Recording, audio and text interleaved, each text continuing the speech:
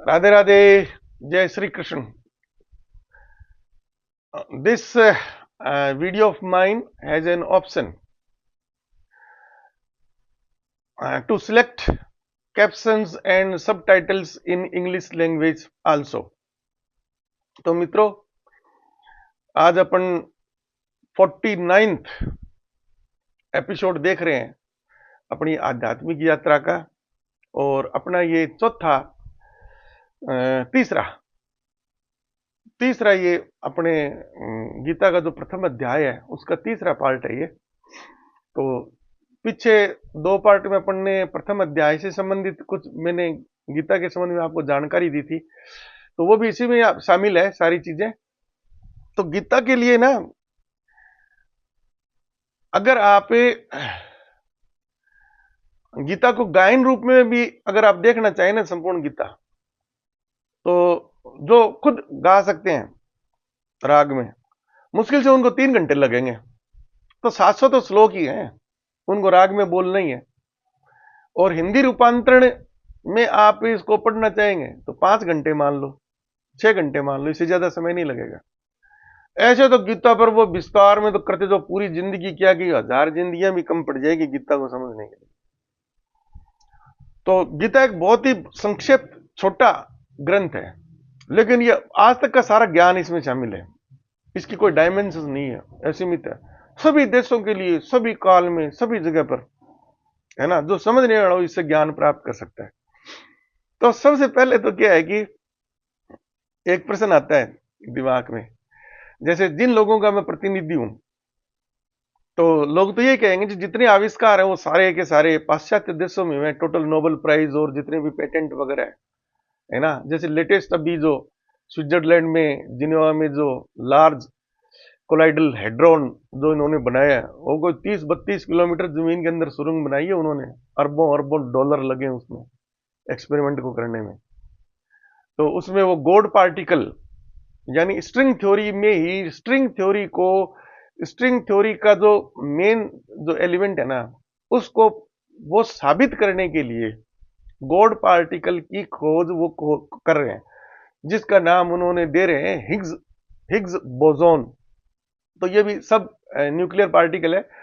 Nucleus को अपन तोड़ते हैं तो जो और जो है उनको तोड़ते हैं, इस प्रकार के पार्टिकल बहुत है, असंख्य, गिनती नहीं है कोई। इतने पता कर लिए, उनके नामांकन हो गए, उनकी प्रॉपर्टीज भी पता है, रेस्ट मास और वगैरह वगैरह, जो भी उनकी स्पिन वगैरह है, सब चीजें। तो क्या उनको तो सबको ब्रह्म ज्ञान हो जाना चाहिए। अब ये ब्रह्म ज्ञान भी है ना, ये भी एक अजीब चीज है। वो क्या है, वो जो खोज कर रहे हैं ना, उनका टारगेट क्या है कि ब्रह्म ज्ञान प्राप्त करना नहीं है। उनका टारगेट है जो आधुनिक भौतिकवादी दुनिया है ना, इसमें इस ब्रह्मांड के रहस्यों को जितना ज्यादा हो सके समझें, और समझने के बाद में फिर वो उसके एक विशेष पार्ट का उपयोग करते हैं। जैसे इलेक्ट्रोमैग्नेटिक वेव्स ही है, तो कहां से कहां तक होती है, सब में जीरो और अनंत आएगा। लोवेस्ट फ्रीक्वेंसी की इलेक्ट्रोमैग्नेटिक वेव है 0, और हाईएस्ट फ्रीक्वेंसी की इलेक्ट्रोमैग्नेटिक वेव है ना, जो इसका फार्मूला निकलता है उसमें, वो अनंत। लेकिन उसके हम बहुत ही छोटे भाग का उपयोग कर लेते हैं, जो अपना कम्युनिकेशन सिस्टम है, जो आप और हम देख रहे हैं ना इसमें। तो इसमें क्या नाम, बहुत ही छोटा पार्ट है, लगभग ये मतलब माइक्रोवेव्स में आ जाता है सारा ये, है ना। सबसे छोटी उनको क्या नाम, रेडियो वेव्स बोलते हैं, फिर टीवी वेव्स, फिर माइक्रोवेव्स में आपके ये टोटल कम्युनिकेशन जो डिस्क इत्यादि से क्या नाम संतरित होता है, रेडार भी इसी पर ही होता है। उसके बाद में फिर आपका दृश्य प्रकाश आ जाता है, फिर पराबैंगनी किरणें, फिर एक्सरे, फिर गामा किरणें, कोई अंत नहीं है इनका। तो उसका छोटा भाग यूज कर रहे हैं, और धनाधन देख लो आप, है ना, कितने ये सब तरह के चैनल वैनल, और वही छोटे से भाग में है वो। तो जब हमें गणितीय फार्मूले जो है साइंस में, उच्चतर जो साइंस है ना, उसमें गणितीय जितने भी फार्मूले है ना, उसमें सब इंटीग्रेशन है। और इंटीग्रेशन की लिमिट्स कहां से आएंगे, या तो आएगी -इन्फिनिटी टू +इन्फिनिटी, या फिर 0 to इन्फिनिटी। तो वो तो हल हो ही नहीं सकता ना, उसमें तो अनंत पद होंगे। लेकिन उसके छोटे पार्ट को अपन समराइज करके ना, छोटा भाग उसका ले लेते हैं, उसका फाइनाइट रिजल्ट आता है, उसके हिसाब से फिर अपन टेक्नोलॉजी डेवलप कर लेते हैं। और आपके हाथ में जो मोबाइल है और वो है ना, तो पहले वो बहुत ही लो स्टैंडर्ड के हुआ करते थे, कैमरे की पिक्सल बहुत कम हुआ करती थी, है ना, और है तो पिक्चर इतनी क्लियर नहीं होती थी, आवाज भी इतनी साफ नहीं होती थी, है ना। तो जैसे जैसे अपन बिट्स बढ़ाते जाते हैं टेक्नोलॉजी के अंदर, और जो क्या नाम कैमरे का जो लेंस है उसका जो सेंसर लगा हुआ है, जैसे आंख का रेटिना है उस प्रकार से, तो उसमें जो एलईडी या जो भी सेंसर लगे हुए ना, वो और छोटे और छोटे और छोटे करते जा रहे हैं, मेगा और अब तो गीगा गीगा पिक्सल्स में भी कैमरे आते हैं। जो ये अपाचे हेलीकॉप्टर वगैरह जो एडवांस्ड जो अपने वारफेयर है अमेरिकन जो बना रखे हैं, तो उसके जो आगे कैमरे लगे होते हैं ना, वो गीगा पिक्सल्स के सैटेलाइट्स पे जो कैमरे हैं, जो पृथ्वी का गूगल मैप वगैरह चलाते हैं या और जो जमीन के अंदर से भी खोज, वो तो पता नहीं गीगा गीगा पिक्सल टेरा पिक्सल कहाँ तक पहुंचे हैं वो। तो उनको तो फिर ज्ञान हो जाना चाहिए, अपने से तो बहुत आगे नॉलेज में वो। अब हमने वैसे एक्सपेरिमेंट नहीं किए, लेकिन थ्योरेटिकल जो भी पब्लिकेशन आते हैं उनसे पता लगता है, लेटेस्ट वही चल रहा है, क्या नाम स्ट्रिंग थ्योरी चल रही है। तो वो क्या कि एक पक्षी है, उनका टारगेट क्या, को रात और दिन ना उसमें उसके मानव के लिए उपयोग के लिए, ताकि उसको बना कर बेच सके, पैसा कमा सके ना, उस टारगेट में वो आध्यात्म की तरफ वो जाते क्यों नहीं है? क्योंकि जैसे अपने तो बचपन से ही क्या है कि वेद आश्रम और इस प्रकार के रामायण और महाभारत, कृष्ण जन्माष्टमी, 16 कलार 14 कलार, इस प्रकार के नाम अपन सुन लेते हैं, किताबों में नहीं है तो परिवार से और इधर जाकर माता पिता के साथ में सत्संग वगैरह में जाके, तो अपनी क्या है कि थोड़ी सी एक रुचि हो जाती है, और अपने को ये भी पता होता है कि भाई अपने तो क्या है कि वेद शास्त्रों इत्यादि में ना स्वर्ग नरक नहीं, वहां पर नहीं है, अपने तो अंतिम जो लक्ष्य है ना वो मोक्ष प्राप्ति का है। तो वो कभी न कभी, मेरे जैसा तो कोई साइंटिस्ट है ना, वो कभी न कभी ऑटोमेटिक ही अध्यात्म की तरफ मुड़ जाता है वो। अच्छा फिर क्या है, ये मानव प्रकृति है ये। अंत में ज्ञान तो उनको भी होता है जो वेस्टर्न कल्चर के हैं। मैंने बताया था आपको जो अब्राहमिक रिलीजन है, तो उसमें जो मेन तीन है ना, उनमें उनके जो हाईएस्ट लिटरेचर है ना वो यही है, हेवन और हेल, है ना, या इसी प्रकार के स्वर्ग नरक जैसे शब्द हैं, और फिर कुछ जहन्नुम और जन्नत इस प्रकार के, उससे आगे उनको सोचते नहीं है।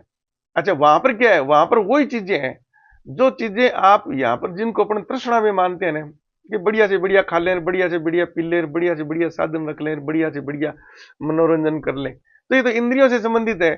और अंत में जब आप मरणासन हो जाते हो, हॉस्पिटलों में पड़े हो, तो वो इंद्रियां तो फेल हो गई है आपकी, वो आपसे लेटरिन नहीं हो रही, पेशाब नहीं हो रहा, तो कहां पर आपकी काम वासना और वो जो खाने पीने की थी, ये पिल्लू खालू, वहां पर ग्लूकोज तो चढ़ रहा है, उस पर तो जिंदा पड़े हो आप। उधर वो डायलिसिस पर वो गुर्दे आपके चढ़े हुए, खून वहां से साफ हो गया है, इधर जो पेस मेकर लगा हुआ हार्ट को वो चला रहा है ना, उधर ब्रेन आपका कभी सुन्न हो जाता है, कभी कोमा में चले जाते हो, कभी थोड़े ठीक हो जाते हो, तो वहां पर वो इंद्रिया थी तो वो तो गई ना चीजें। उनका लक्ष्य क्या कि बस आगे यही चीजें मिलेंगे। जब वो कहता है यार भुगत लिया मैंने, मेरे को तो परम कोई शांति से मैं नींद ले लूं ना, ऐसी कोई मेरे को दवाई दे दो या चीज बता दो, ताकि मेरा मन है ना, मन तो सबका ही है ना, चंचल होता है, वो कहते बस मेरा मन स्थिर हो जाए इस प्रकार से। तो जब उनको ये ज्ञान होने लगता है ना, तब तक क्या है कि उनके पास वो टाइम निकल गया। मान लो कि उसको थोड़ी बहुत जानकारी भी हो कि भाई जो इंडियन फिलोसॉफी है, भारतीय दर्शन है ना, उसमें मोक्ष की यानी परमानंद की, जन्म मरण से छुटकारा इत्यादि की है ना, वो समस्याओं से हल बताया गया। तो अब बेचारा कहाँ आएगा, और वो कहाँ वो वेदों को पढ़ेगा, और लोगों के पास जाएगा, और गीता का अध्ययन करेगा, है ना, और क्या नाम, वो स्ट्राइक तो उसको भी कर जाएगा, उस स्थिति में कर जाएगा स्ट्राइक, लेकिन वो लेट हो जाते हैं बहुत, तो इसलिए बहुत कम है। हालांकि है कुछ लोग आगे, जैसे अपना ये इस्कॉन वगैरह, आचार्य रजनीश ने भी काफी इंडियन फिलोसफी जो भारतीय दर्शन है उसका विदेशों में प्रचार किया था, और भी बहुत लोग अभी भी लगे हुए हैं। अब मैं नाम लूंगा तो कुछ जिनके नाम बच जाएंगे वो नाराज हो जाएंगे, तो प्रयत्न कर रहे हैं वो, और मेरे भी वीडियो देख रहे हैं लगभग, आप ये मानोगे करीब 18-19% विदेशों में मेरा वीडियो देख रहे हैं लोग।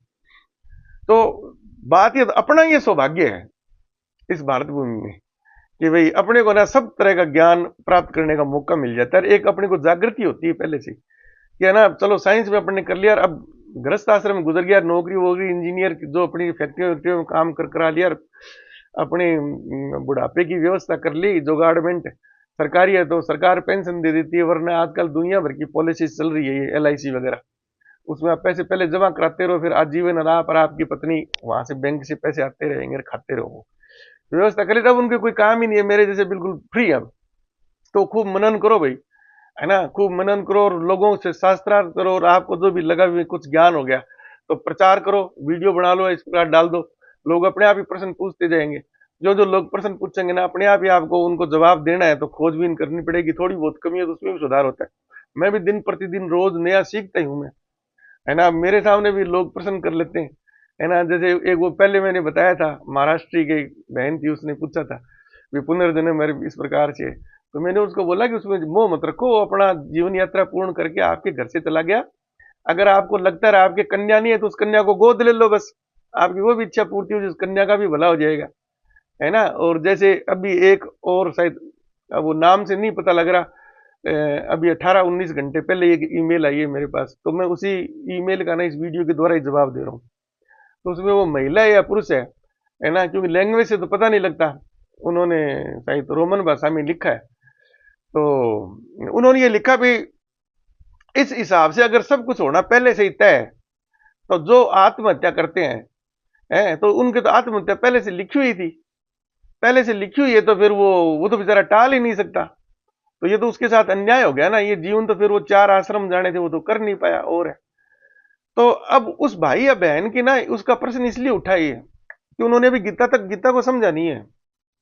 अब गीता में ये सारी चीजें आएंगी, जब कर्म योग आएगा ना, जब सांख्य योग और कर्म योग, अपना दूसरा अध्याय में सांख्य योग पर पूरा आधारित है वो, कर्म तीसरे में कर्म योग आ जाएगा तीसरे अध्याय में, तो वहां पर उनको पता लगेगा। चलो अब बता देता हूं, उनको प्रश्न का उत्तर देना जरूरी है, साथ में आपको भी आइडिया हो जाएगा आगे हम किस प्रकार की चर्चा करने वाले हैं। तो कृष्ण भगवान ने कर्मयोग में बोला क्या है, कर्मयोग क्या बोला है, कर्मण्यवाधिकारस्ते मां फलेषु कदाचन, ये उस पूरे श्लोक का पहला भाग है ना। और दूसरे भाग का है ना, अब वो संस्कृत में थोड़ा उच्चारण गलत ना हो जाए इसलिए मैं बोलूंगा नहीं मैं, क्योंकि इतना ही पर्याप्त होता है आम लोगों के लिए।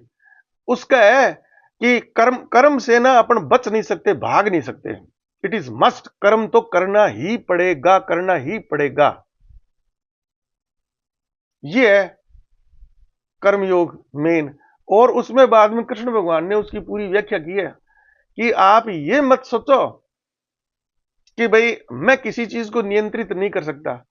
आपके हाथ में बहुत सी चीजें हैं जो आप नियंत्रित कर सकते हैं, कर सकते हैं, कर सकते हैं, है ना। तो कर्मयोग में भी आगे जब इसकी पूरी व्याख्या करेंगे ना, तब आपको पता लगेगा।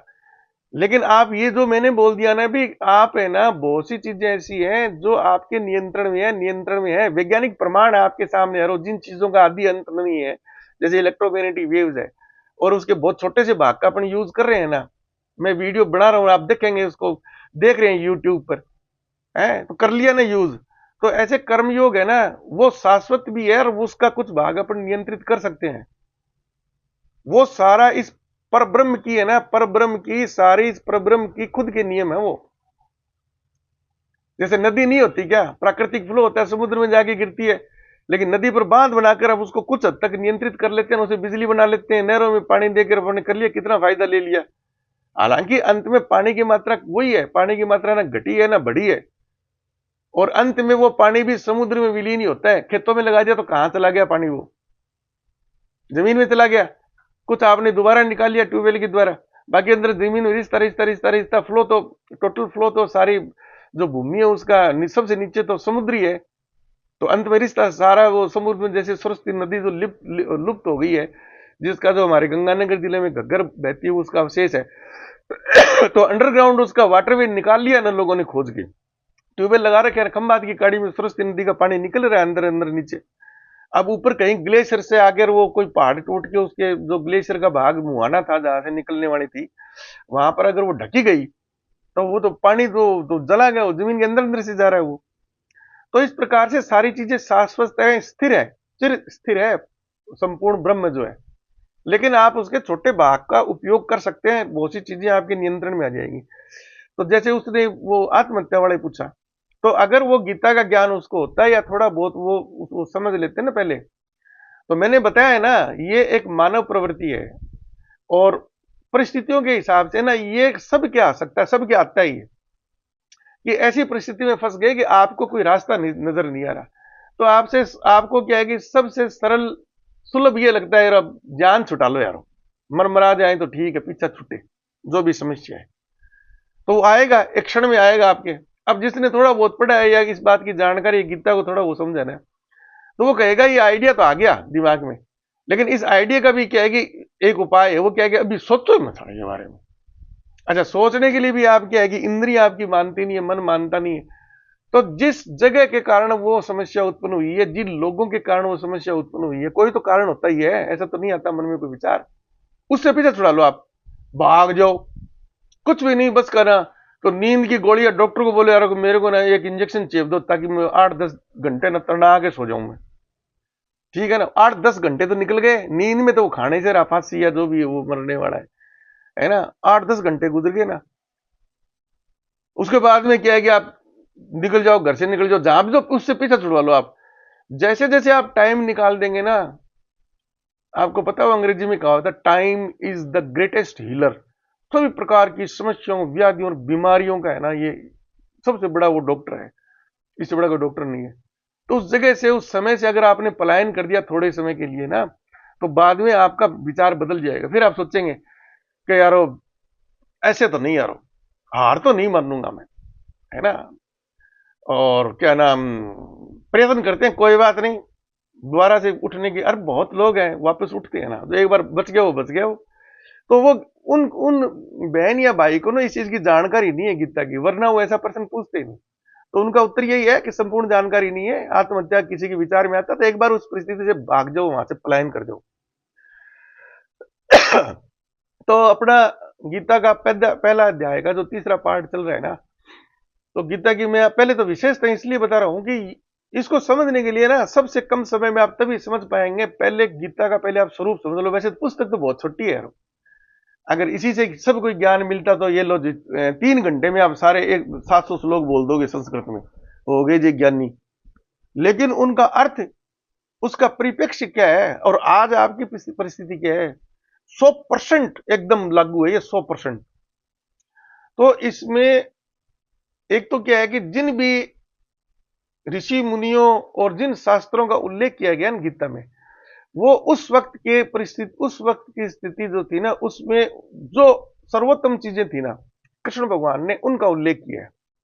जैसे वेदों में सामवेद की तुलना की उन्होंने, जब उन्होंने विराट रूप दिखाया है ना, तो जितने भी प्रकार की बड़ी से बड़ी उपाधियां जिनको प्राप्त होती थी ना, वो सारी की सारी कृष्ण भगवान ने बोला कि वो भी मैं हूं, वो भी मैं हूं, वो भी मैं हूं, है ना। ऋषियों में मैं कपिल ऋषि हूं, मैं वेदों में मैं सामवेद में, और क्या नाम जो भी बोलते हो ना, कि पांडु पुत्रों में धनंजय हूं मैं, यानी तू है ना, तू पांडु पुत्रों में सर्वश्रेष्ठ है। तो तू अगर पांडु पुत्रों से तुलना करेगा तो मेरे को तो धनंजय मान ले तू, है ना। और क्या नाम, कर्मयोगी मानेगा तो तू बस यही मान ले, मेरे से बड़ा कोई कर्मयोगी नहीं है जो पूरी तरह से आदर्श स्थिति में कर्मयोग कर रहा हूं मैं, ठीक है ना। और कर्म योग की भी चलो एक ये उदाहरण याद आ गया मेरे को, वरना ये भी फिर बहुत लोगों को भूल जाते हैं ना चीजें इंपॉर्टेंट, फिर वो याद नहीं आती तो एक रुक जाती है। ये गीता का ही ज्ञान है, ये सारा कृष्ण भगवान ने बताया। ये आ जाएगा अपने 10वें में आ जाएगा, 11वें में सारा कंप्लीट हो जाएगी गीता, फिर तो उसका उपसंहार ही बचता है। तो क्या नाम, कर्मयोगी, कितने कर्मयोगी, लिमिट देखना, गौर से इस पर विचार करना। वैसे तो क्या है कि कुछ शास्त्रों के हिसाब से तो लगता है कि जैसे कृष्ण भगवान क्या है कि 327 वर्ष, 324 वर्ष जिए थे, 325 साल के लगभग। और लेकिन वैसे अपन गुणा भाग करके देखें तो इनको अर्जुन वगैरह को आप हम उम्र ही मान लो सबको। तो हम उम्र के हिसाब से देखें तो अर्जुन वगैरह, ये क्या नाम, द्रौपदी, 500 पांडव और क्या नाम कुत्ता जो है, वो हिमालय में जब अपना शरीर त्याग करने के लिए गए थे, है ना, तो उससे पहले तो कृष्ण भगवान ने देह त्याग ही दी थी। तो उस हिसाब से तो इनसे छोटी कम ही उम्र ली थी उन्होंने। तो आदर्श स्थिति में यही मान लो भी 100 साल के मान लो आप, तो 100 साल में 25 वर्ष उनका ब्रह्मचर्य बचता है, समझ गए ना। 25 वर्ष में ब्रह्मचर्य का उनको पालन करना था, ज्ञान अर्जित करना था। अब उन्होंने, सर्वज्ञानी थे, सब कुछ थे, फिर भी मानव देह के हिसाब से ना उनको 25 वर्ष का वो ब्रह्मचर्य का एक ड्रामा करना था, नाटक करना, यानी उससे पहले विवाह नहीं करूंगा और जो भी चीजें हैं वगैरह वगैरह। तो राधा जी का जो प्रसंग है ना, माता श्री राधा जी का प्रसंग, उसके बारे में लोगों की इतनी भ्रांतियां, जो चित्र बनाए हैं ना पेंटरों ने, रोरो ने, ये है वो एक और वो था, क्या नाम उसका, बकवास था ना, वो एक पेंटर था, वो भाग गया था बाद में, दुबई गया था, कहाँ चला गया था वो, और कौन सा हुसैन था वो, एम एफ हुसैन कुछ ऐसे करके। तो ऐसे बहुत बैठे हैं ना। कृष्ण भगवान के 25 वर्ष के ब्रह्मचर्य आश्रम में 13 वर्ष में तो वो चले गए थे ना, गोकुल को त्याग कर, वो क्या नाम, वृंदावन को त्याग कर वो तो चले गए थे मथुरा में, उसके बाद तो कभी आए नहीं लौट के। और वो 13 वर्ष तक की राधा जी के साथ में उनकी जो लीलाएं है ना, वो बाल्यकाल में, बचपन में जो बच्चे और बच्चियां गुड्डे गुड्डियों का खेल खेलते हैं ना, उस लेवल की है वो, उस उम्र के हिसाब से है।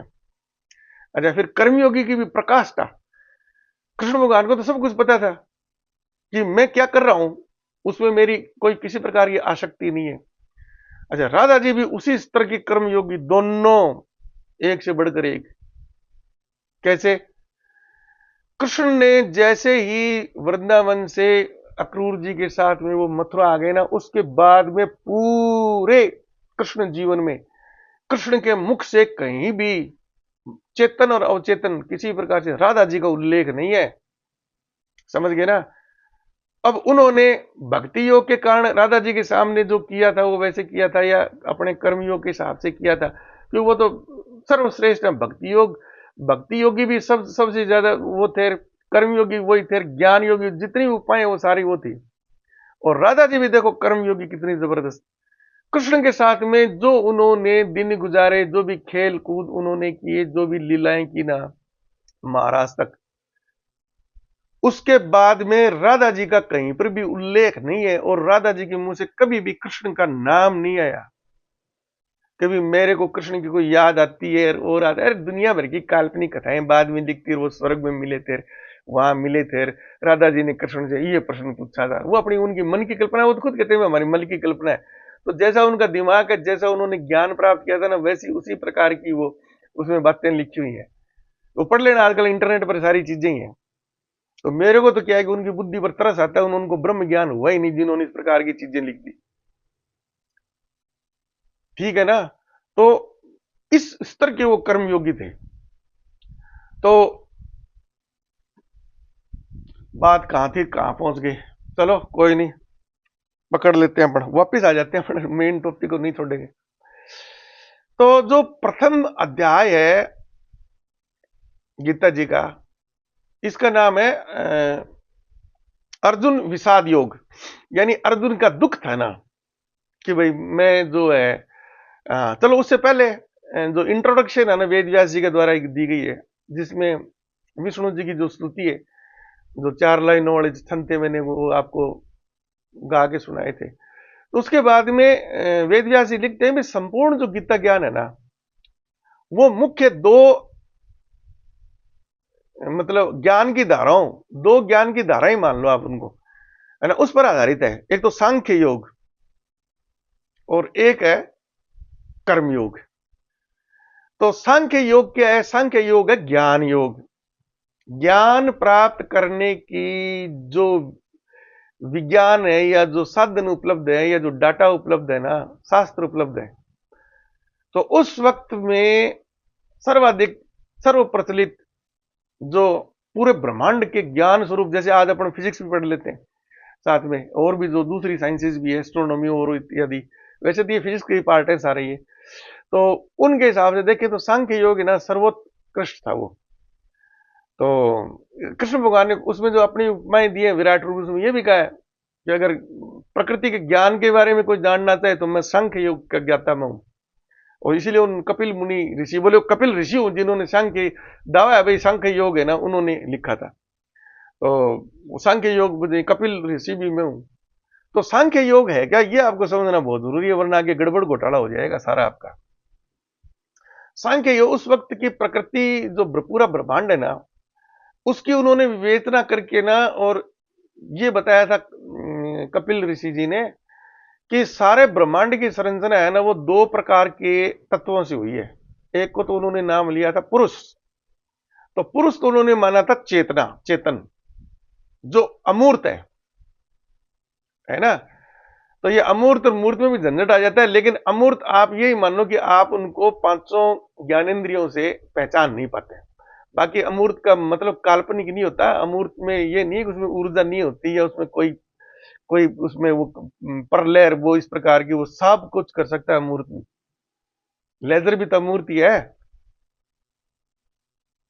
तो पुरुष को तो उन्होंने माना था अपूर्त, वो इसका चेतन भाग है।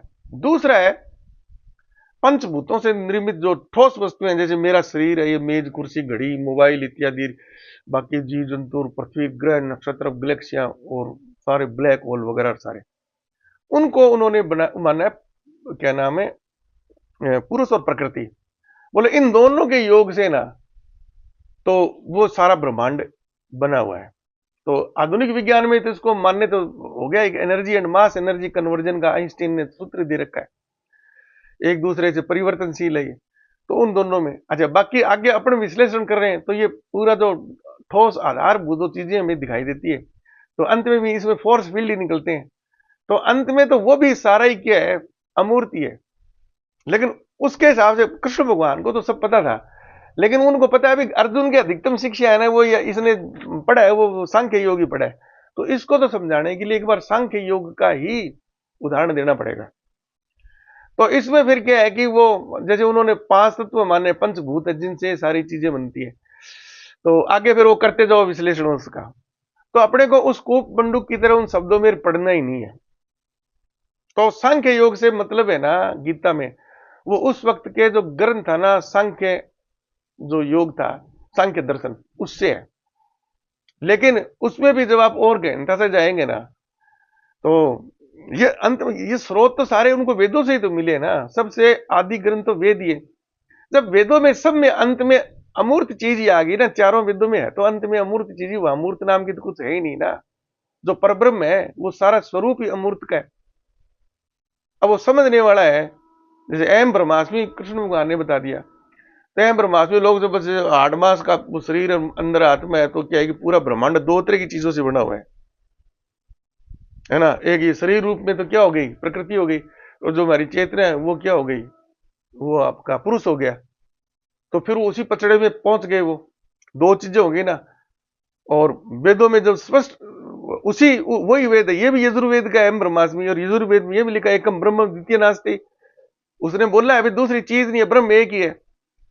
तो सांख्य का जो दर्शन है ना वो भी पूरा नहीं है। लेकिन वो उस भाई समझाना किसको था, कृष्ण भगवान ने खुद के लिए ज्ञान प्राप्त थोड़ी किया था।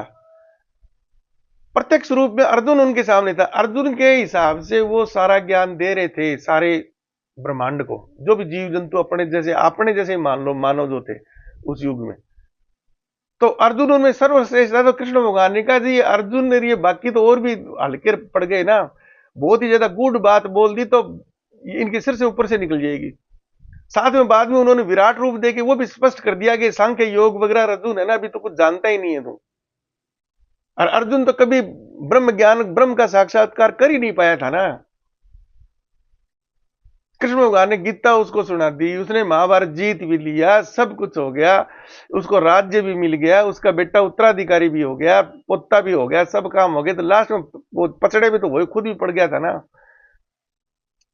वो खुद कोई कर्ता मान बैठा था ना। कृष्ण भगवान ने सारा कर्मयोग में यही बताया है कि आपको क्या बोलते हैं उसको, निष्काम कर्म, जिसमें किसी प्रकार का लगाव नहीं हो, कोई फल की इच्छा नहीं हो, निष्काम कर्म करना है। काम युक्त कर्म कर लिया तो पहले वहां तुमने गलती कर दी, वहीं गलती कर दी, बाद में तुम कभी उस पचड़े से निकल ही नहीं पाओगे। तो निष्काम कर्म के लिए तो अब अर्जुन ने तो वो निष्काम कर्म कहां मानना, उसको तो आ गया ना मन में, बाद में आ गया उसके। कहा यार महाभारत तो मरे तो वो मेरे वाले गांडी से ही थे, तब उसने वो घमंड में तो मन में सोचा होगा या किसी से कहा होगा कि मैंने भीष्म पितामह द्रोणाचार्य कृपाचार्य सबको ऐसे उड़ा दिया, तीरों से चित्त कर दिया सबको। कृष्ण भगवान को पता लग गया, वो तो समझते थे कि इसके भाग्य में इतना ही लिखा है, लेकिन अभी भी इसको अक्ल तो लगानी जरूरी है ना। तो फिर वो गोपियों वाला उन्होंने वो करवाया काम। है ना। अब वहां पर वो अर्जुन जी का वो सारी विद्या विद्या और उनको पता लग गया ये जी ये तो वो अगर तू ही होता ना तो ये बेचारे छोटे मोटे भील हैं, वही गोपियां लूट के चले गए, कृष्ण भगवान को पता लग गया, लोगों को पता लग गया तो थू थू करेंगे। तब वो भाग के ना गोपियों को पहले वहां पर हस्तिनापुर में छोड़ के सबसे पहले भाग के गया था वेद व्यास जी के पास में। कि वेद व्यास जी मेरे साथ तो धोखा हो गया। बोले धोखा नहीं है, हकीकत यही है, वो तेरे ही भ्रम था कि पता नहीं मैंने क्या क्या कर दिया और वो कर दिया। वो सारी लीला उसी की करने वाला वही था, तू तो निमित्त मात्र था, है ना। फिर वो हिमालय के निकल गए थे। तो एक ये भी चीज अपने को ध्यान में रखनी है। तो अब अगर आप इसको इस पचड़े में पड़ जाओगे, जैसे कि सांख्य योग है ना, बहुत जैसे एग्जाम वगैरह देते हैं या पीएचडी करते हैं या एमफिल करते हैं या एडमिनिस्ट्रेटिव एग्जाम देते हैं तो वहां ले लेते हैं इंडियन फिलोसॉफी। वो इंडियन फिलोसॉफी लेंगे तो ये वेद वेदांत उपनिषद सारे आते हैं। तो सांख्य योग किताबों के हिसाब से घोटेंगे, फिर जैसे अभी मैं बोल रहा हूं मैं तो मैं बोल लूंगा तो उस हिसाब से उस पचड़े में पड़ जाएंगे, तो वो गीता तो अटक गई उनकी वहीं पर, वो आगे बढ़ ही नहीं पाएंगे। तो आपको ये परिप्रेक्ष्य भी याद रखना है भी। अर्जुन के ज्ञान के हिसाब से ना उन्होंने गीता का ज्ञान दिया था, और साथ में उन्होंने सारी चीजें स्पष्ट भी कर दी थी ना। बाद में कर्म योग के बाद में तो विराट रूप दिखा दिया उन्होंने कि मैं हूं जो कुछ हूं, और मैं निराकार, क्या बोलते हैं वो सारी उपमाएं वो ना वो मेरी है। तो वो तो अमूर्त है, खुद अमूर्त है वो। तो सांख्य योग में तो प्रकृति को मूर्त मान लिया ना, गड़बड़ हो गई वहां।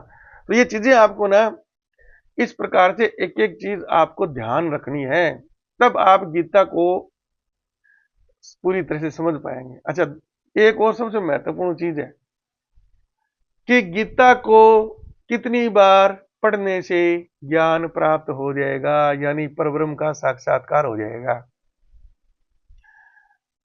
जिसने पहले अच्छी प्रकार से समझ लिया है, यानी ज्ञान के जितने भी स्रोत है ना, उसको आधुनिक विज्ञान और टेक्नोलॉजी का भी अच्छा खासा ज्ञान है, और उनको वेद शास्त्रों इत्यादि को भी अच्छा खासा ज्ञान है। गीता तो लेटेस्ट सबसे लास्ट का उपनिषद यही है। उसके बाद में तो टिक्काएं लिखी गई, नई चीज तो कोई क्रिएट कर ही नहीं पाया ज्ञान के अंदर तो। और गीता भी नई चीज, गीता में भी कुछ नहीं है, टोटल वो वेदों का ही सार है कृष्ण भगवान ने। एक उन्होंने सरलीकृत रूप में, एक संक्षेप में, एक छोटे क्या नाम भाग के रूप में, छोटी पुस्तिका के रूप में अपने को उपलब्ध है।